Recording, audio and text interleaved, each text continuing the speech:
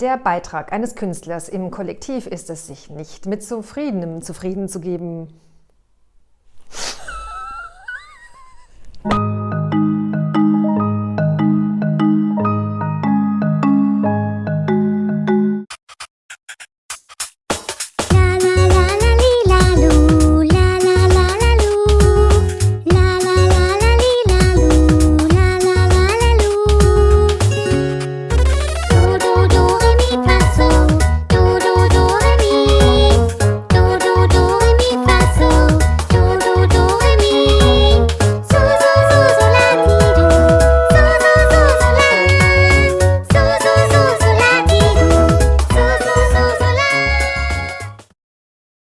Bei den 7 universellen Energien liegt die Künstlerenergie 2 auf der Expressionsebene, zusammen mit der weißen Energie 5.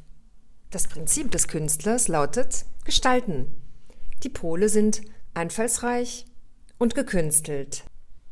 Als Künstler bist du ein Mensch, der sich zeitlebens eine Art kindliche Lebendigkeit bewahrt. Du bist neugierig und verspielt, reißt gern Witze und langweilst dich schnell. In deinem Kopf ist immer was los und über Einfallslosigkeit kannst du dich in der Regel nicht beklagen. Immer wieder hast du Geistesblitze und neue Ideen, die du gerne in die Tat umsetzen möchtest.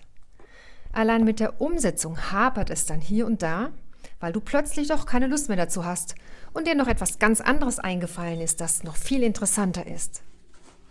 Einen eintönigen Alltag weißt du mit vielerlei kleinen Ideen zu bereichern. Du nimmst einfach mal einen anderen Weg zur Arbeit, ziehst dir mal was besonders Buntes über oder. Ganz gleich, was du dir einfallen lässt. Du bringst unweigerlich etwas zum Ausdruck. Du bist eine höchstpersönliche Form individueller Expression. Dabei kann es sein, dass du manchmal etwas über die Stränge schlägst und andere etwas irritiert sind über deine gekünstelten Extravaganzen. Solltest du in deiner Matrix etwas haben, das deinen Ausdruck deckelt, wie zum Beispiel die Angst vor Unzulänglichkeit, verlegst du deine künstlerischen Ambitionen in deine innere Welt, die Welt der Fantasie, und hütest dich, sie nach außen zu zeigen. Ein Künstler kann noch ganz anders, nämlich alles andere als lebendig zu sein. Entweder nur phasenweise oder vielleicht sogar ein ganzes Leben lang. Dann ist ein Künstler völlig von seinem Gefühl und seiner Freude abgeschnitten und zieht sich zurück und neigt zu Depressionen und Verzweiflung. Jedenfalls kann man sagen, dass allen Künstlern gemeinsam ist, dass sie vielleicht eher etwas Zartes an sich haben. Ein Künstler zieht sich auch gerne in sein Atelier zurück, was auch immer er oder sie darunter versteht. Vielleicht zum Beispiel im Auto singen, unter der Dusche. Das kann überall sein. Und in diesem Atelier, da muss etwas entstehen, was noch nie da gewesen ist. Etwas ganz Originelles, was quasi durch den Künstler hindurchfließt in die Welt. Und wenn er das schafft, ist er glücklich. Wenn er das nicht schafft, ist er total frustriert. Beim Werk des Künstlers muss es sich dabei keineswegs um bildende Kunst handeln. Ein Künstler kann sich genauso an Küchenrezepten verwirklichen, wie am Bau einer Autobahn, einem chirurgischen Eingriff oder der Erziehung der Kinder oder der Planung einer Reise. Hauptsache, er oder sie kann mit dem Anliegen die persönlichen ästhetischen Vorstellungen verwirklichen. Und wehe, jemand klaut ihm seine Idee und gibt sie für seine aus. Dann wird der Künstler aber mal so richtig sauer. Der Beitrag eines Künstlers im Kollektiv ist es, sich nicht mit Zufriedenem zufrieden zu geben. Nein, mit Vorhandenem.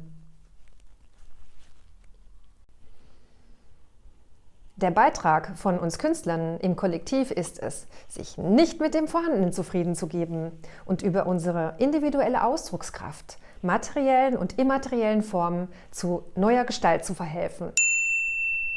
Nicht unerwähnt möchte ich an dieser Stelle lassen, dass laut Archetypenlehre wir Menschen als Seelenvolk von der Künstlerenergie, von der Energie 2 geprägt sind. Das heißt, jeder Mensch hat unabhängig von seiner Seelenrolle, Kraft seines Amtes als Mensch, auch die Künstlerenergie in sich. Und wenn du dich mal umschaust auf unserer Erde, kennst du da noch irgendeine andere Spezies, die das Bild der Welt so verändert hat wie wir Menschen? Sind wir nicht alle interessiert daran, was andere Kulturen so treiben, wie die essen, kochen oder sich anziehen oder welche Verhaltensweisen die haben, wie die so drauf sind. All das interessiert uns. Aus Künstlerneugier.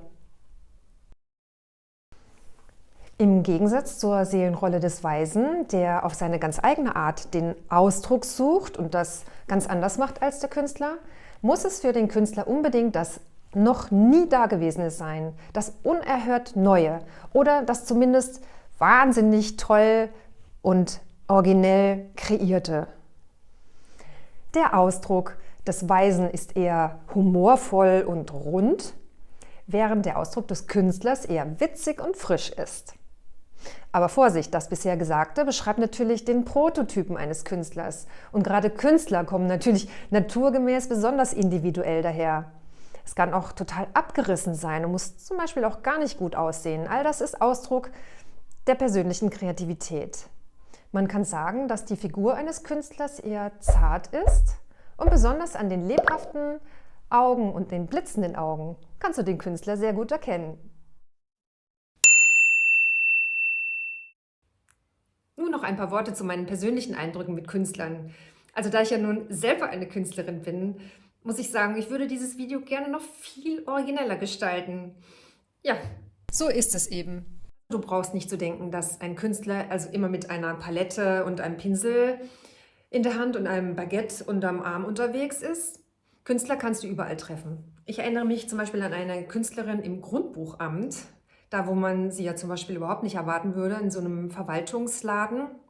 Das war total witzig, wie die meinen Grundbucheintrag gemacht hat und mit Stempeln hin und her geworfen hat und Witze gerissen hat.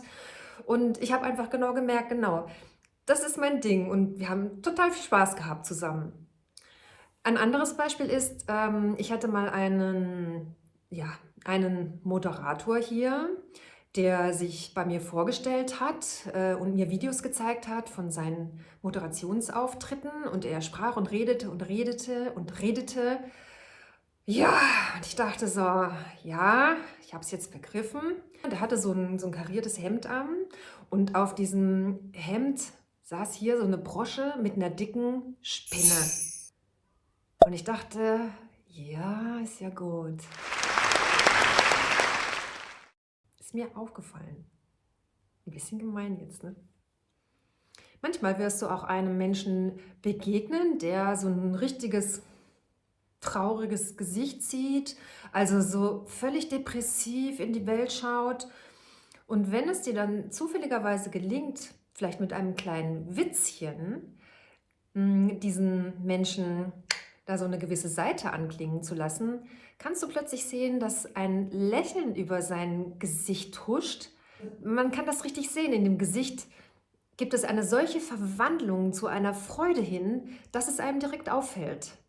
Dann überleg mal, ob das vielleicht ein Künstler sein könnte. Ich denke, dass jeder Künstler und jede Künstlerin daran zu erkennen ist, dass etwas Besonderes und Originelles an ihnen ist. Das muss gar nicht mal was Äußerliches sein, so wie so ein Styling. Das kann auch ein ganz spezieller Beruf sein. Das kann auch eine gewisse Wortwahl sein, so eine Art Wortwitz, die dir auffällt. Naja, und was auf jeden Fall aber jeden Künstler auszeichnet, das ist eine gewisse Sprunghaftigkeit. Ich glaube, du kennst da jemanden, oder?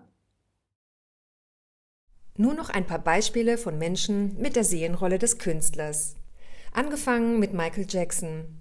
Als King of Pop hat er es geschafft, sich direkt ein künstlerisches Imperium aufzubauen. Weitere von Wada Hasselmann ermittelte Künstlerseelenrollen findest du übrigens im Buch Archetypen der Seelen ganz hinten im Anhang, wie zum Beispiel Wolfgang Amadeus Mozart und Vincent van Gogh. Alle Seelenrollen, die mit einem Sternchen versehen sind, auf meinem Kanal, sind in diesem Buch und von Wada Hasselmann genannt.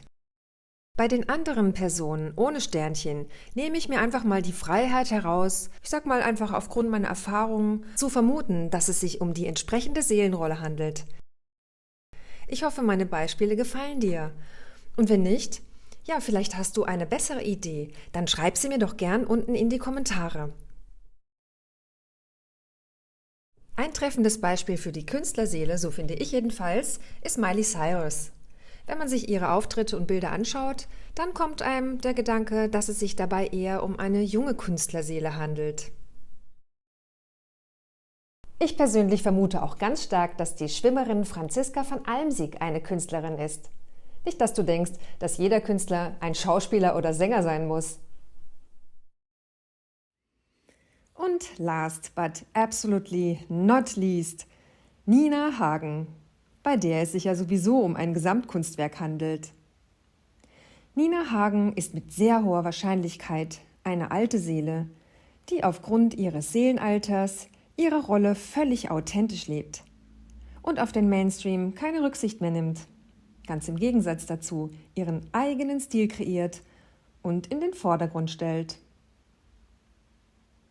Bitte nicht vergessen, die Seelenalter haben nichts mit dem chronologischen Lebensalter eines Menschen zu tun. Ein ganz junger Mensch kann eine alte Seele sein und ein alter Mensch kann eine ganz junge Seele sein. Mehr dazu findest du im verlinkten Video.